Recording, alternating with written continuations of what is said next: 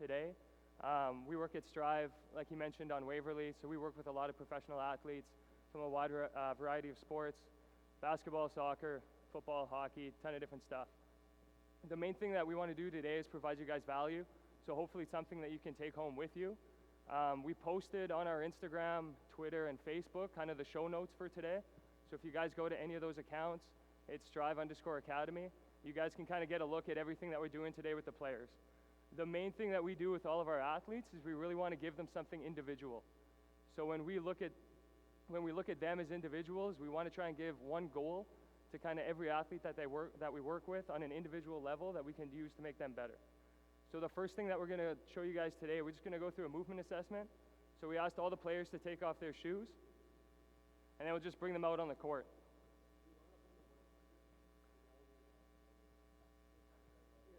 So we want to try and give you guys something that you guys can use in practices. Everything that we do today, we can help you kind of design it around your practices. So kind of at the beginning of the season, we'll do this with guys every month. We just want to see how they progress as they move forward.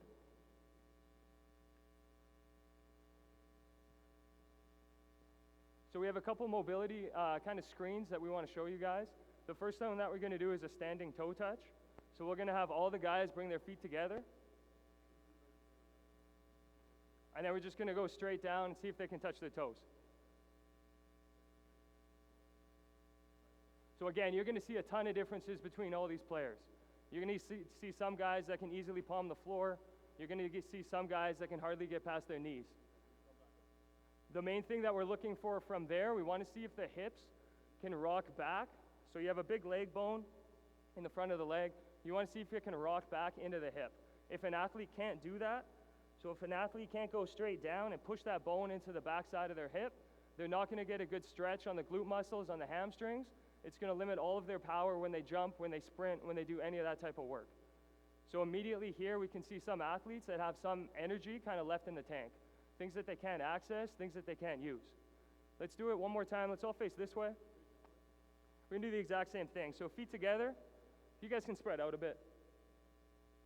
Yeah, even stagger yourselves. Good, let's go straight down, see if we can touch our toes. Good, so again, you can see for some guys it's easy, for other guys it's difficult. We're going to do the exact same thing with them, but we're going to get them all seated on the ground. So if you guys can sit down, let's all face back that way to the coaches. Feet together, exact same thing, see if you guys can touch your toes. Good, so again, when you work with the athletes, let's do the exact same thing. Again, you guys can stagger out. Let's face that way though, just so they can see too.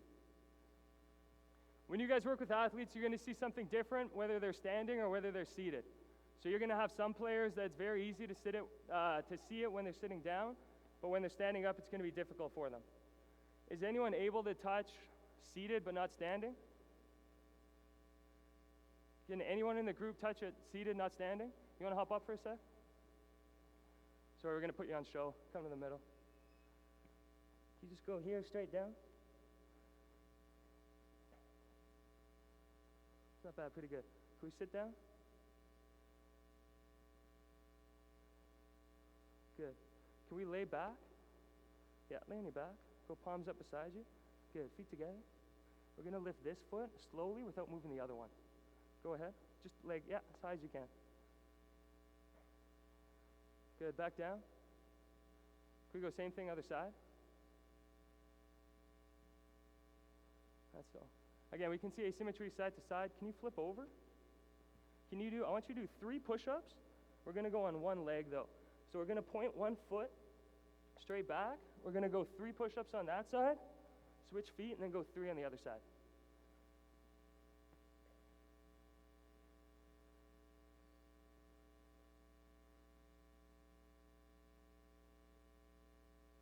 Okay, let's hop back up. See if you can touch your toes. Let's face that way again. Yeah, either way. Yeah. Feet together. A little bit better, not too bad. You're there though. So again, there's certain things that you can do in the warm-up. We want to try and have the athletes be able to elicit that movement. So we want to try and improve all of this stuff long term. Again, in those show notes, you'll see a more detailed explanation kind of all these assessments, and then you can go forward with them. But we'll get the guys hopping back up. So the main thing with that lower body movement, we want to try and get power into the lower body.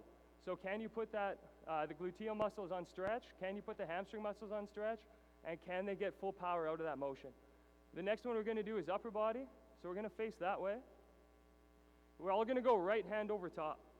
So we're going to go right hand over top. We're going to see if you guys can touch behind you. So one over top, one behind. See if you guys can touch. So again, we're going to see differences side to side. You can see some guys can touch it, other guys can't. Let's try and do the same thing other way.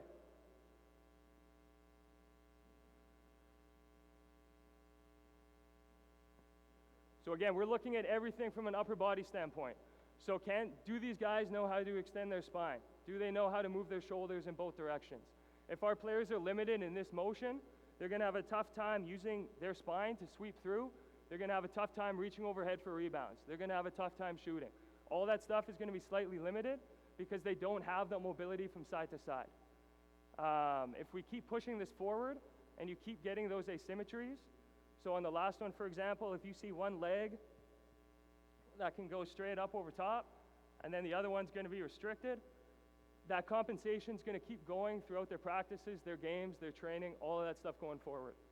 So the main thing that we want to see from a movement standpoint is, do they have that toe touch? Do they have the hands over top? Are they symmetrical, and can they keep going forward? Okay, does that kind of make sense? If we can allow our athletes more mobility through that upper body, they're going to be more free when they try and play side to side. It's going to be easier for them to have rebounds over top, easier for them to shoot. Again, in those show notes, we have all the stretches for that one that you guys can kind of look through. Next one, we don't have a ton of space, but we're going to take one guy to the side. It's way easier in a gym setting if you have walls side to side, but he's just going to look at his ankle mobility. So they're going to go a fist length away from the wall. When we look at ankle mobility, we need the heel to stay down.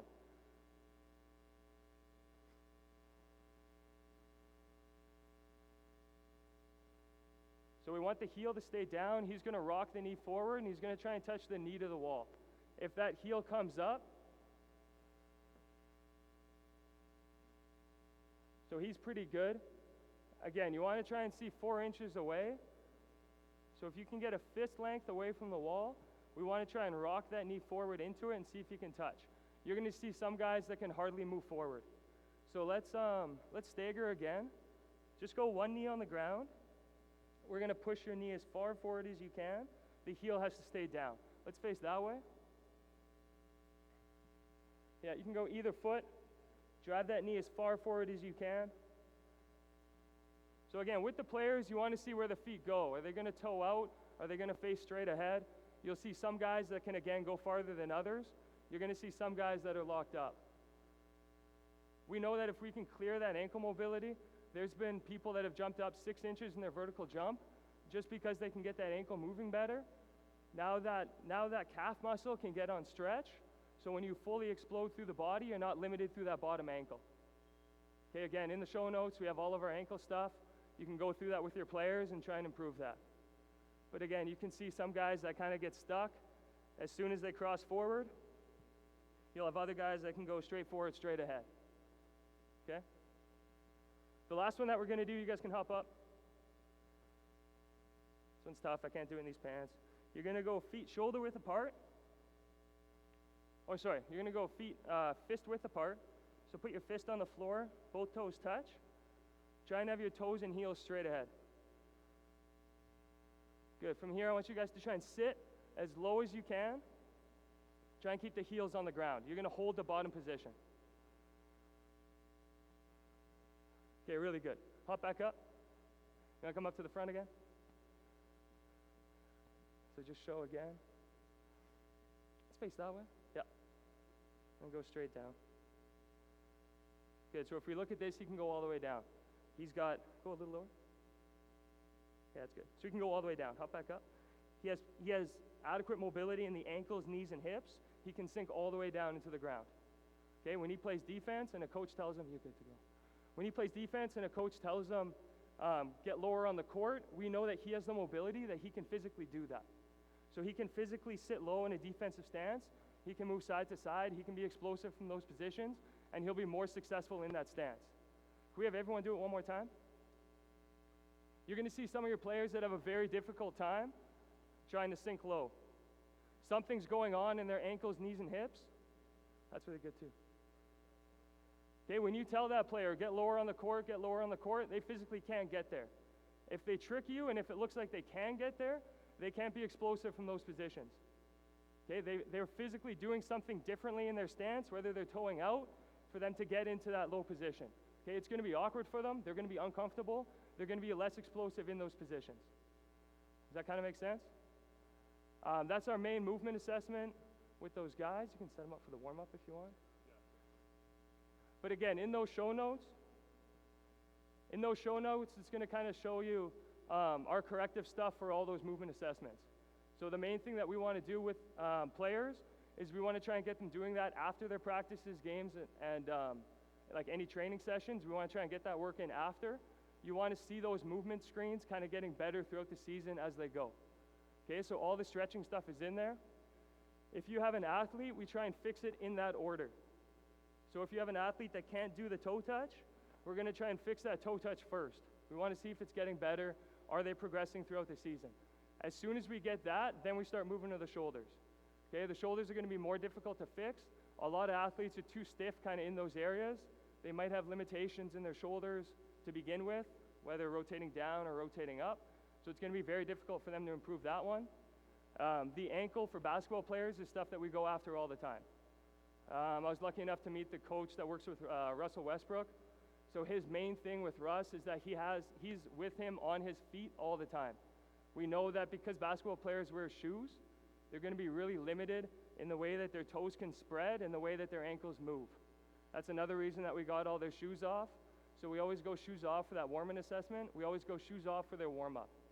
So if you have athletes that come to us, their warm-up is always done shoes off because we need them to be able to feel the floor. You'll see that a lot of basketball shoes, they're very high, they're very stiff, they're very boxy. We want to allow athletes that free mobility through their feet. Okay, from there, if we can get that toe touch down and we can start working a little bit on that upper body and on that ankle, things will start to open up more for that last one, that squat. Okay, again, the main thing is, can we get these athletes in a better position so that they can play more effectively on the court, have longer careers, be more durable, be more explosive. Okay, you can get them in lines if you want.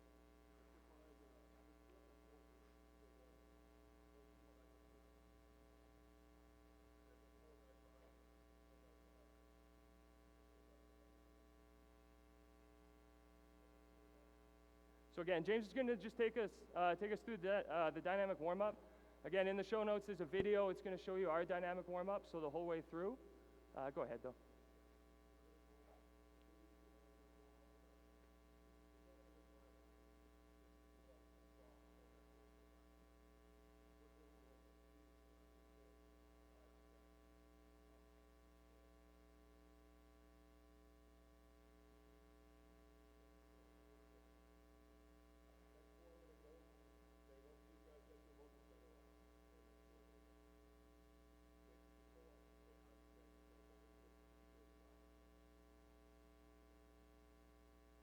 Again, we want to give you guys stuff that you can use around your practices. So we know that a lot of you guys use dynamic warm-ups already. One thing that we try to advise is again, if you can get those shoes off, it's going to go a long way for the athletes. The other thing is that practice time is super important for a lot of people. If you can get your athletes to come to the gym early, this is kind of the stuff that we want them to kind of go through, whether you're in a hallway, whether the court's open when you first start. Try and get them going through this stuff early. It'll go a long way kind of into their movement ability and into their careers.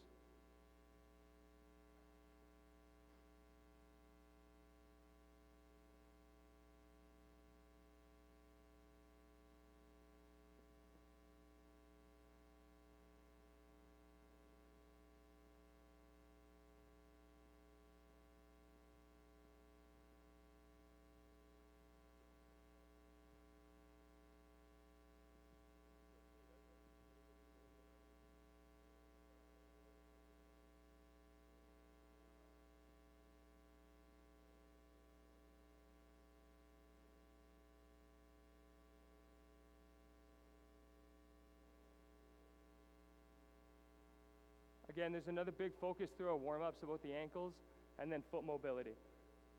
So when you watch the athletes move, we teach our athletes to pull their toes up. So if an athlete pulls their toes up, they're going to get a bigger arch through that foot. Okay, you're going to see a lot of athletes that have flat feet. The main thing that we want to do again is whenever we're doing any of this kind of dynamic warm-up type of stuff, we want to teach them to pull their toes up. It's going to create more of a natural arch. So if I pull the toes up, it's going to create more of a natural arch through the bottom of the foot, and then we want to try and get the athletes to rock through it. Okay, we're super picky on ankle mobility with all the athletes. As soon as we can get some type of better mobility through that foot, we want to try and stabilize it in movement.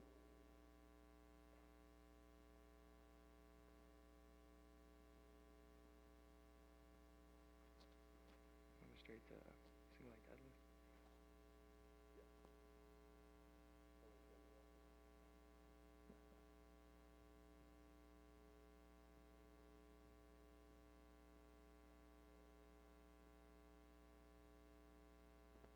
So we'll breeze through the warm-up a little bit just so we don't take too much of that time. But again, in those show notes, it's going to show the complete thing. So as the athletes start to get used to it and as they start going kind of through it themselves, we have a video attached. So if you guys want to share that with the athletes, they can kind of see that video. They can walk through it with it. We can kind of get going through it in about 5 minutes, and we'll go through the entire warm-up with them.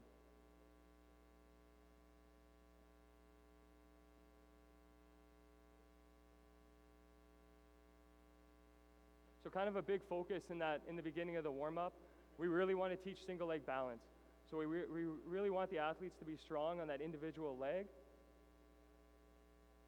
When you're watching this, you're going to see a little bit of shakiness kind of as they go through. Same thing from an individual standpoint. As they're going, we really want to see where those hips move. So do the hips open up? Do the athletes look like they're control? How much can they move through that hip? Are they limited from the very front? Do they open up from the very front? And then we kind of start targeting them as individuals going forward with what we're doing from a corrective standpoint.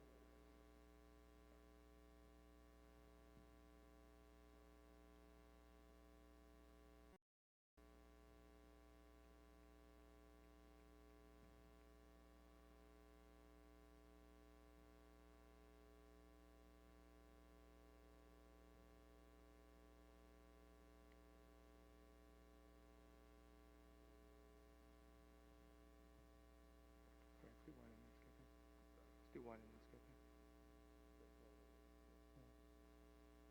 And then do the rest. Do the rest after that.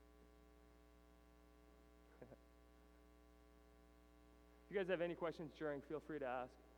We can kind of get them going. Yeah.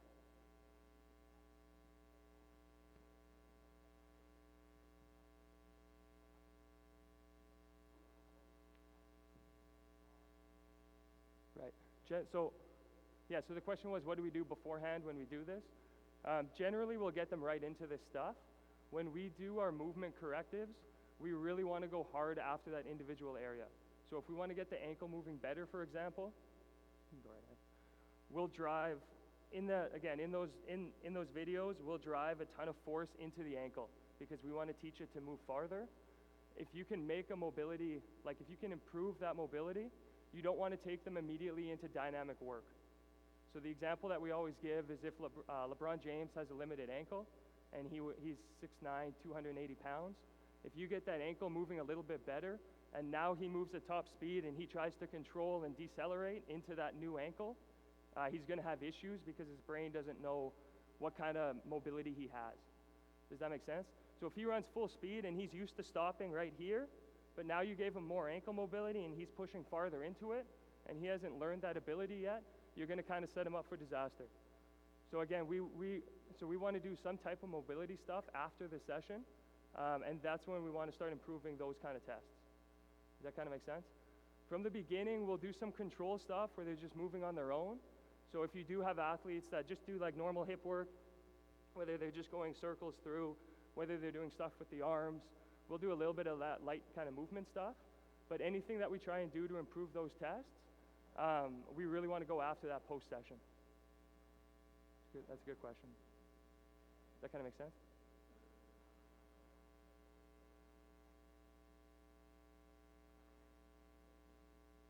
we would go straight to this.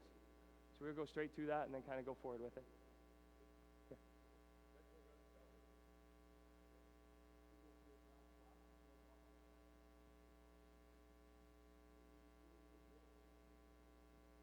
With our athletes, we do a ton of crawling variations.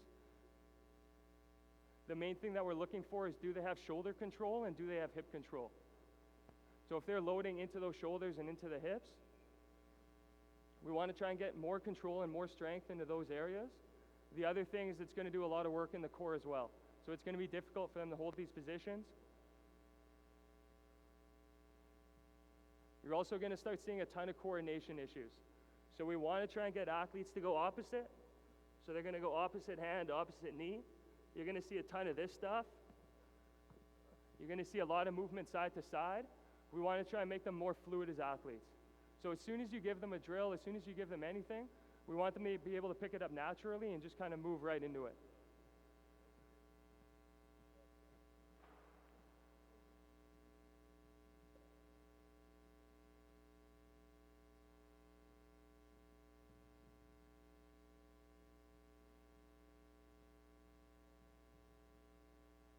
Go skipping, go skipping.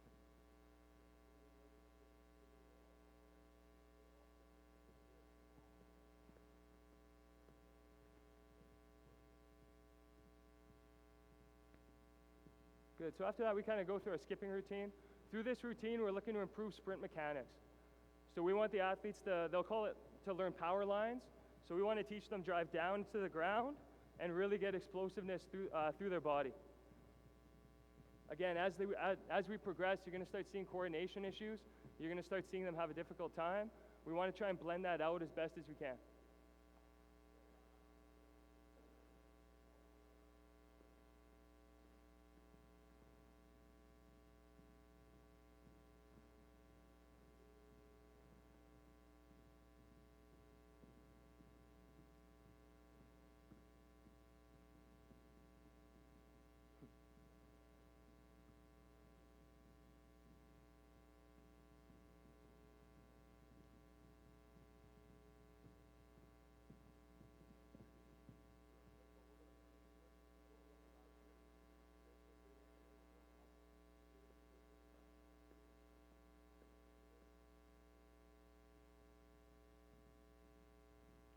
Good, so now as we watch, we're starting to figure out, are they using the right hand or are they using the wrong hand? Are they still able to keep opposites or do they feel awkward kind of through that motion?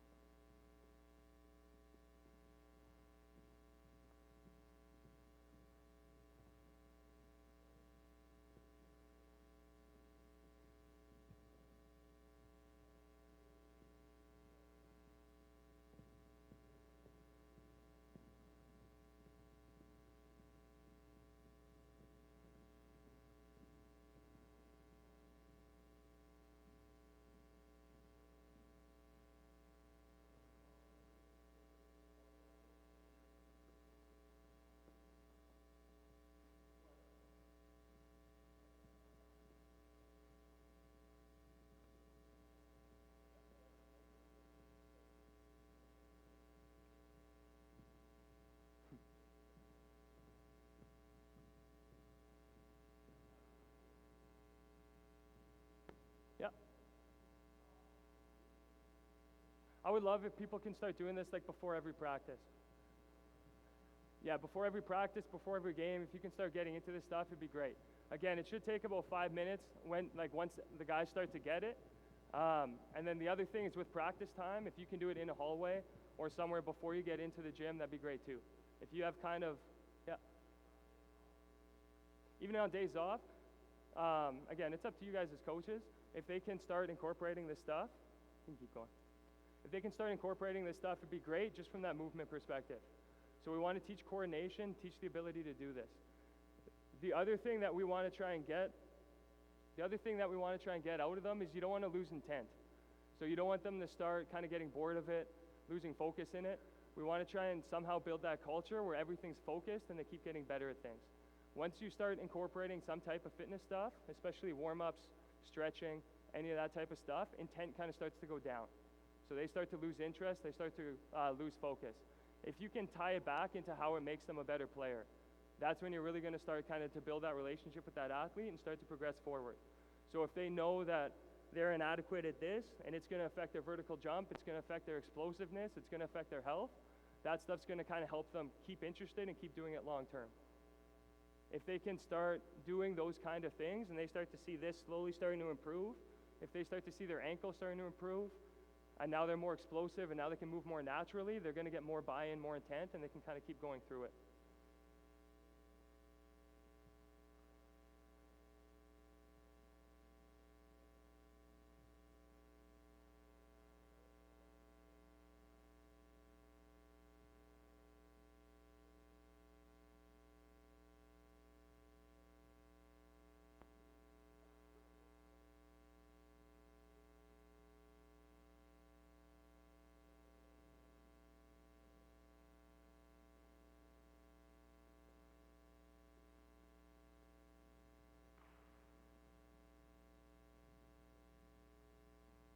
Again, with something like this, we're going to look at deceleration.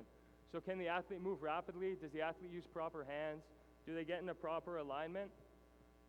We want to try and keep that focus as we go forward. After that, how fast can they freeze? So can they freeze in those positions? Can they stop, or do they kind of keep moving through it?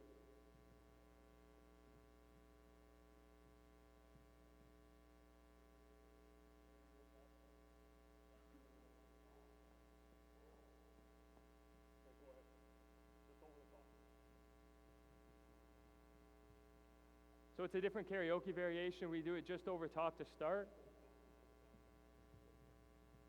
A lot of times you're going to have athletes have a tough time with this because they're so used to doing the other variation. As coaches, you want to try and keep mixing things up. So if they get very good at certain sequences, that sequence is going to change in games. So you want to try and change that sequence in training as well, where everything's a little bit different.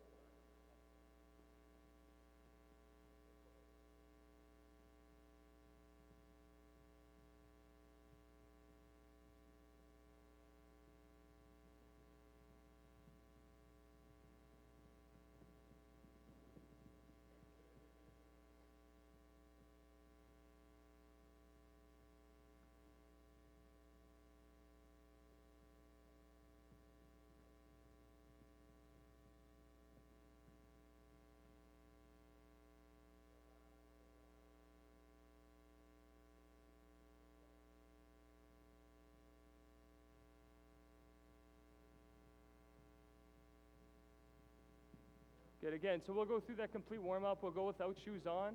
Again, we want them to be able to feel the floor, kind of learn that motion a little bit better. After this, we'll get their shoes back on, and then we'll kind of get into more explosive and landing type movement stuff.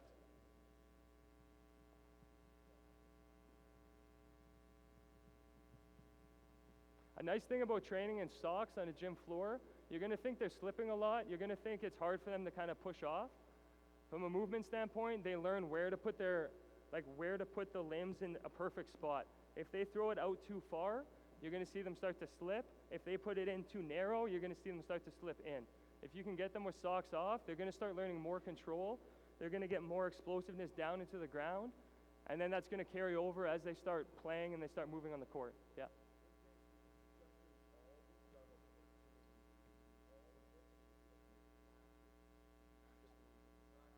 Right, so again, depending on your time, if you have time to do all of them, I'd like you to. But yeah, so like kind of depending on the practice, you can start mixing and matching. The other thing that's good about mixing and matching is they don't get used to the same thing over and over and over. So if you can start creating, again, different intent, different focus, if you start to do all of them and they start to lose interest, then start mixing and matching, keep it fresh, keep it unique. But generally, everything that's kind of in that list, everything that's in that list has its own like certain kind of aspect that we feel is important. So that's why we kind of keep it in. So we'd like them to get it all over the course of the season. We can do drops. Yeah, let's do drops. Yeah, let's do drops quick. Just a couple guys.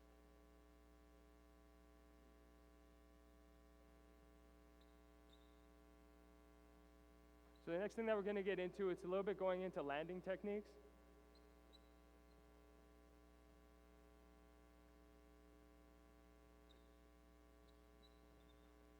Keep flowing through it.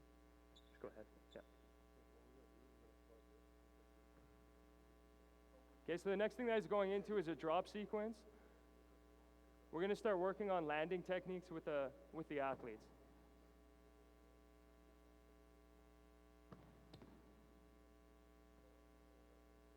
Again, when we look at it from a training perspective, we want to see where they land, how stable they are in their feet, how stable they are in their knees. Are they starting to move in and out? Where is all that stuff landing from? Okay, another thing that we talk about with athletes all the time is we want them to start landing in different positions. Okay, we're going to land high, we're going to land low, wide feet, close feet. We don't want to keep it the same every single time. So we want to have slight unique kind of changes because that's what they're going to experience on the court. So it's not always going to be landing in the same positions. Nice job. So again, you can already see some type of creativity. Some guys are spreading their feet across side to side. And then they start to get a little bit more unique in their landing positions. Okay.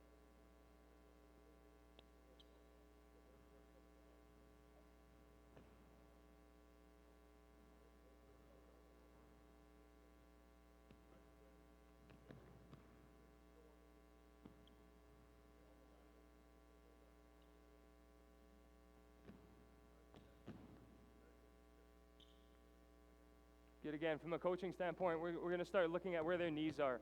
So are their knees caving in? Do they learn to land on the outside of their feet? The louder sound that you get with athletes, the more force that they can put down into the ground. Okay, a lot of people tell you land quietly, land soft. When they're playing in a game, they're going to have to handle those explosive forces. So when they're running, when they're stopping, when they're changing directions, it's going to be more load on their body than they can create from a loud sound right here. Okay, we have to prepare them for that environment where they are landing explosively. Do a split. Yeah.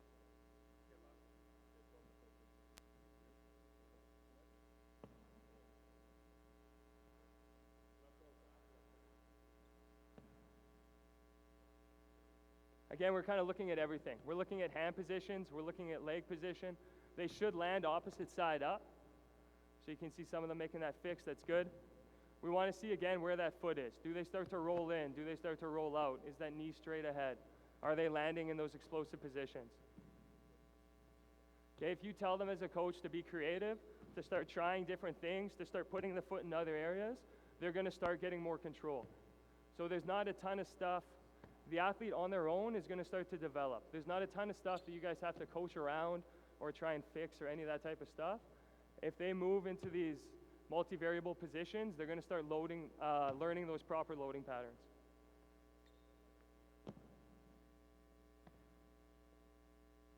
Nice. Get creative with your back foot. Throw it there, throw it in front, throw it wherever you want. Good.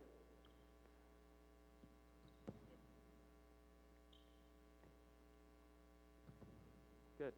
Don't fear an athlete kind of failing. So you want them to have a little bit of wiggle. You want them to try and experiment. Whether you're doing ball handling drills, shooting drills, anything like this, you want to see some level of failure so that they can think about that and get better through that movement.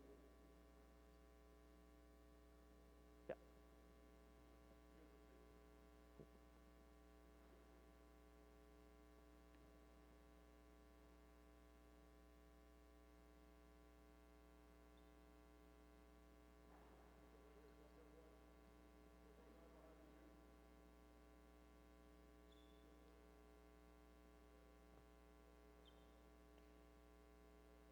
Again, the intent of that stuff is that most of that can get done pre-practice. So before you get in the gym, before you kind of have court time, we can try and get a lot of that work done so that when you guys get into the court, you can kind of start getting into things. The next thing that we're going to work into is more speed stuff. Again, we always want an athlete thinking. We always want them to get a little bit more creative. So a lot of these next drills are going to be mirroring in nature, where they're trying to read an opponent and they're trying to figure out where he's going to go and when he's going to stop.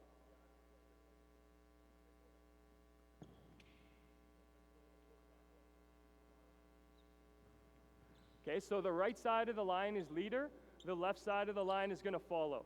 The leader's allowed to start and stop whenever they want.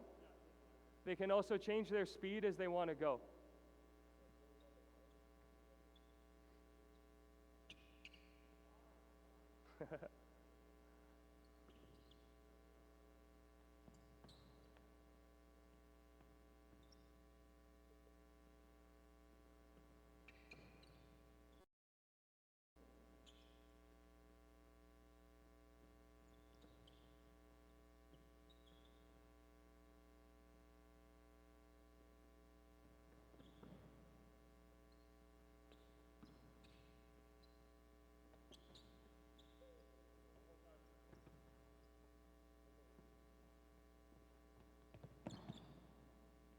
Again, as soon as we get into this stuff, it starts to add a little bit more creativity. The athlete gets to experiment with different things. The athlete gets to experiment with different things, and it kind of always stays fresh. Because the defender never knows what's going to happen, it's not like a set game. The defender's always focused and always paying attention to the offensive player.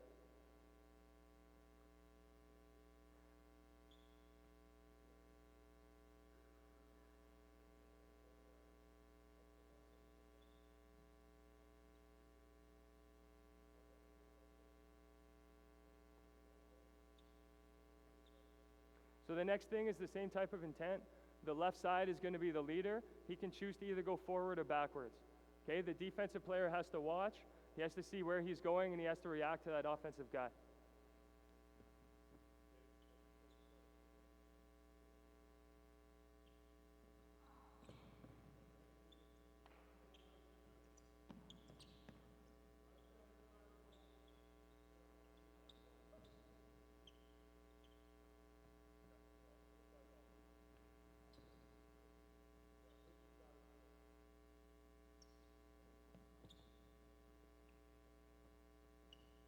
Again, as basketball coaches, you can start to get creative. Do you want the athlete to have a basketball? Do you want them both to have a basketball? Do you want them to start dribbling, or do you want them to start from a static position?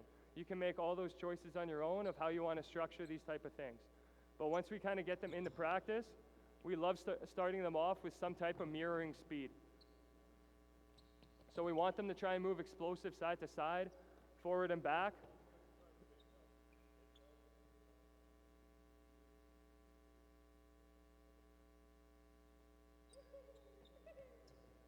Again, and then we'll start to increase the creativity. So as you start to add fakes, as you start to add certain rules, you're going to see the guys trying newer and newer things.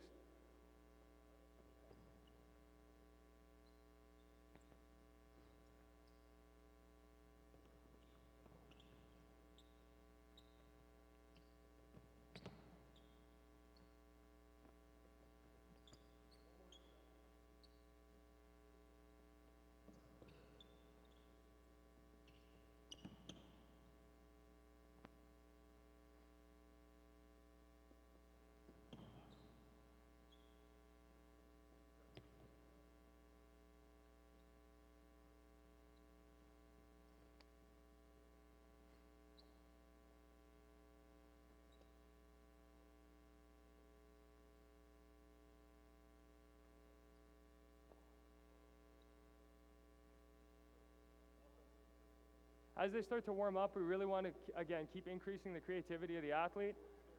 Between the white cones, they can shift back and forth between them. So they have that zone to change direction in and try and lose that defensive player.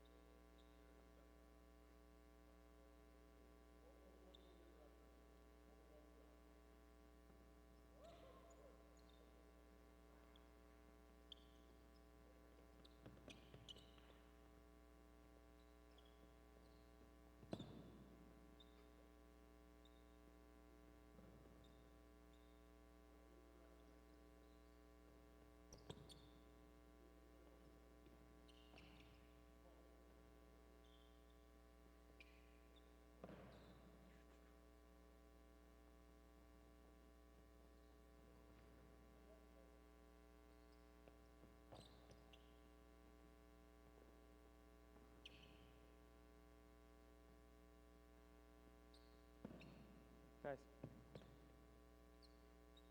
As they start to get more comfortable with things, the other thing we'll start talking about is where that defender's looking. So as a defender, where's your gaze focused on? Okay, from a defensive standpoint, ideally, again, we're looking at the hips. You'll see a lot of athletes that go for foot fakes. You'll see a lot of athletes that go for head fakes. We want to try and keep an eye on an offensive player's hips and try and read from that standpoint.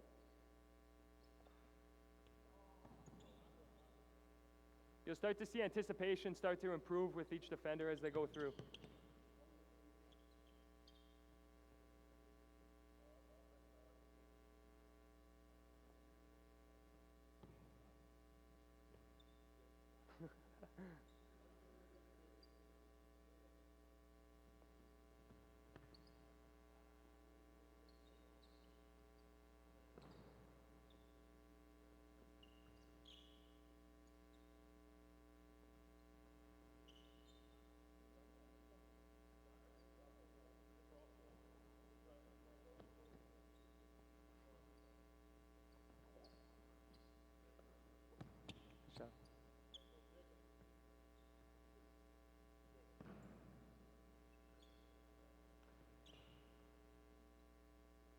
So one of the athletes asked, am I running, am I shuffling, what should I be doing? We always try and tell the athletes to get there as fast as possible. So whatever motion that you have to get there before that offensive player, that's what we want them to try and start using. Okay, sometimes a shuffle can be effective, sometimes it's a crossover, sometimes they have to go into a full sprint. Okay, we always want to have the athlete decide and then see if they can improve. See based on that situation if they can improve. Yeah, let's do that. Yeah.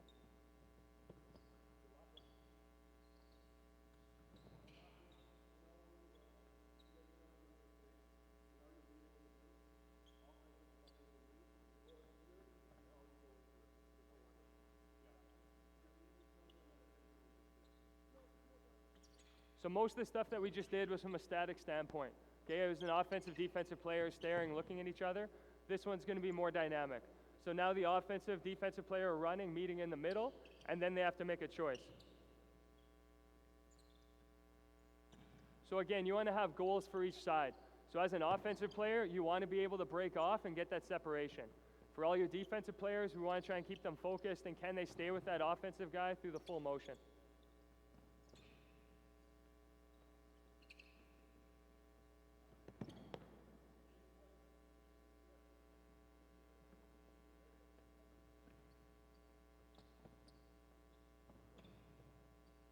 Again, there's a ton of variations that you can do. So you can add a basketball. You can have the defensive player have to have a basketball. You can do a lot of different stuff to try and, again, break that separation from an offensive standpoint, or let the defense have a better chance to keep up.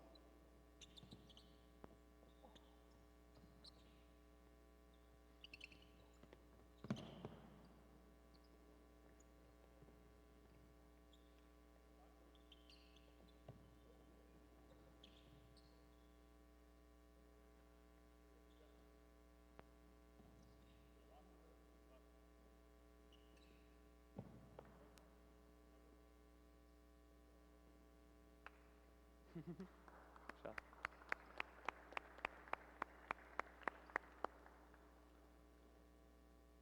You get set up and go. Get set up and go. Yeah. So when we start either consulting with people or when they have training in our facility, we want to get that type of speed work in at the very beginning. You want to get that stuff in when the athlete's fresh. The other thing that we try and do is we want to have long lines. So we want to have long lines with the athletes so that they can catch their breath, so that they can try and be explosive, try and think, try something new every single time. The other thing with rest is after that athlete finishes, they kind of have that subconscious conversation in their brain of, did I do well, did I not do well, what do I want to try differently next time? So all that kind of self-talk is happening, whether the athlete knows it or not. The next time that they're in that situation, they'll kind of try something new. Okay, at the beginning of practice, try and do something explosive, try and do something reactionary, where it gives the athletes kind of, again, that situation to think, to be explosive, to be fresh. The next thing that we're going to go into, again, it's in those show notes. It's called explosive repeats. This is also a speed focus, but it's going to give them enough rest to recover. They say from a fitness standpoint, the number one thing that good athletes have They call it repeat sprintability. So you want your athletes to be able to repeat the same sprintability for the entire game the whole way through. A lot of places they'll get athletes bigger, stronger, faster. That might be your intent as coaches too. The main thing that we want to do is, can they keep that throughout the entire game? So you'll see a ton of athletes that are very explosive in the first couple quarters, then they'll start to burn out near the ends of games. The teams that are more successful, the teams that have more success throughout the entire season, they can keep that same level of skill throughout the entire game. Does that kind of make sense? So this is what that drill is trying to teach. The athletes have a timer on the bottom side. Some of them are going to be on the blue timer. The other ones are going to be on a different color. Right now they're going to go 12 seconds of work and then 40 seconds of rest. So they're going to try and be explosive for about 12 seconds. Then they're going to have 40 seconds of rest. Then the next group's going to go. Any questions about that? Anything? Does that kind of make sense?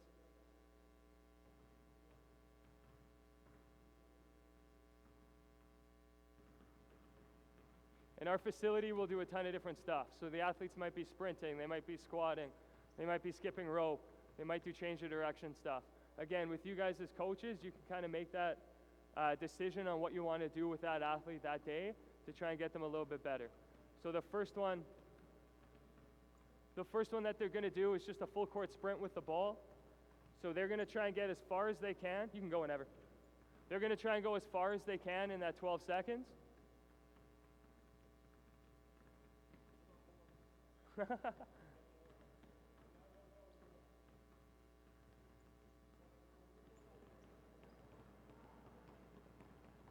So the athletes on the far side are in a sprint group. The athletes that are resting are going to do some type of ball control drill.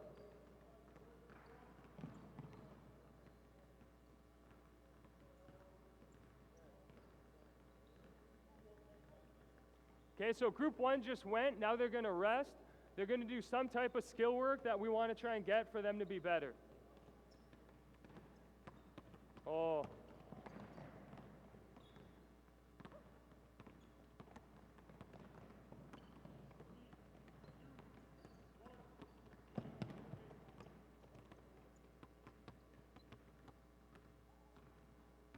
So after that first set, we want to see them to be as explosive as they can. We try and tell the athlete to get as far as you can. So whether you go end and back and then to half, we want them to try and recreate that same distance every time that they go. If they can't get to the same distance, it means the rest time isn't long enough for that athlete. So they're starting to fatigue and power's starting to go down.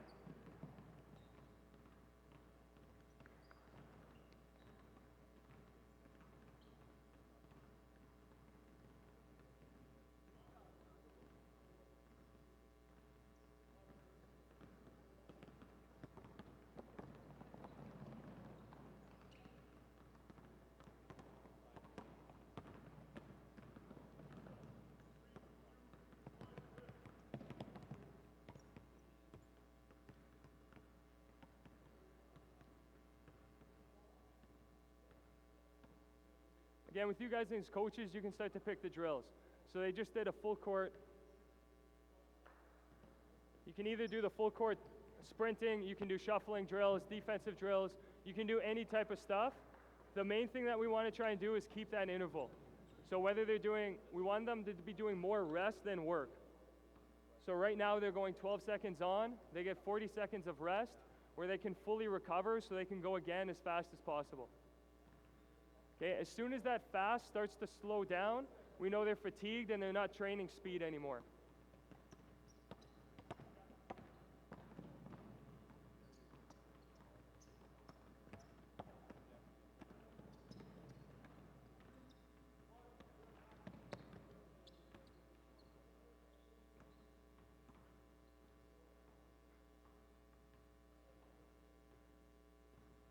Again, in those show notes, we kind of gave you 3 different categories. So we gave you 10 seconds on, 60 seconds off.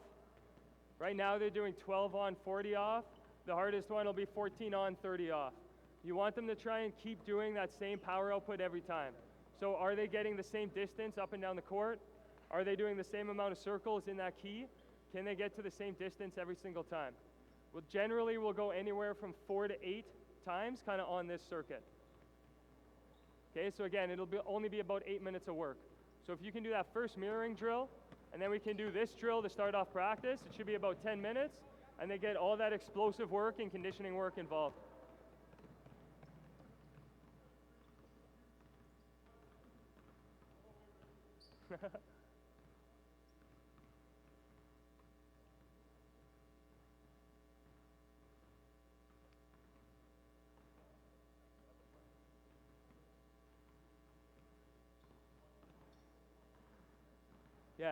Yeah, so just by doing this about 4 to 8 times, it should help on their explosiveness and on that recovery aspect. A lot of people say that, like, I want faster athletes. A lot of them just aren't conditioned enough to last the entire game. So they might be fast for that first initial burst, but can they reproduce that skill over and over and over the course of the game? So that's kind of something that we look at. Another thing that you can do, again, trying to build that culture, can you create a similar drill, and can the athletes record how many times they were able to do it? So throughout the course of the season, maybe they do 6 reps, and they can get the same distance every single time. 2 weeks later, they're doing 8, now they're doing 10, now they're doing 12, and you can keep seeing that conditioning grow, the speed grow, the power grow.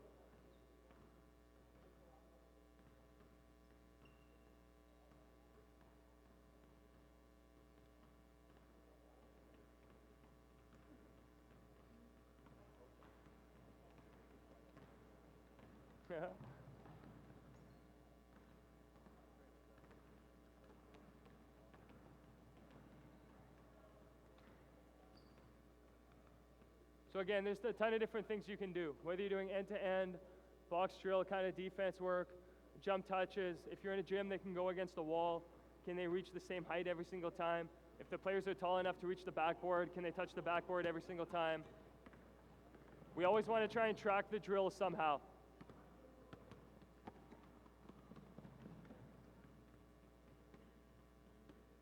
Nice job. So it's nice. You can see them get down, back, and then back through half pretty much every single time. So we know that we can push them harder. You can either keep adding more reps to it, or you can make the work time a little bit longer and bring the rest down a little bit. We want to kind of keep tracking that throughout the entire season, out practices, and then as we kind of start moving forward. Okay. I get one of them doing step ups.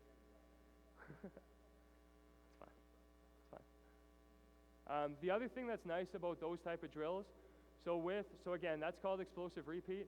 The way that we'll do it in the facility, we'll either do sprinting with them, we can do turf work, so cone calls, change of direction, all that type of stuff. We'll do skipping, sprinting, squatting, any of that type of work. During their rest break, you want to do some type of skill work with the athlete. So because you just got their heart rate elevated, but not too high, on the bottom of the show notes, you'll see kind of a continuum of heart rates. As the athlete gets into that middle zone where they just did a ton of sprint work, so they're kind of amped up, but not too much where they're fatigued, they can really start to dial in on some type of skill work. As coaches, you can do ball handling. In the gym with all of our athletes, we teach all of our athletes to juggle. So they'll do 3-ball juggling drills. They'll call juggling, the better an athlete can juggle, the better they can catch, the better focus that they'll have. The other thing that we do with all of our athletes is we'll teach them soccer juggling. So whether they're kicking against a wall, ideally we want them to be able to work on both feet and be able to control the ball with both feet. Okay, so again, we do something for the upper body, something for the lower body. Okay, whether you're a basketball player, baseball player, any of that type of stuff, we want them to try and be able to control upper body and lower body as well.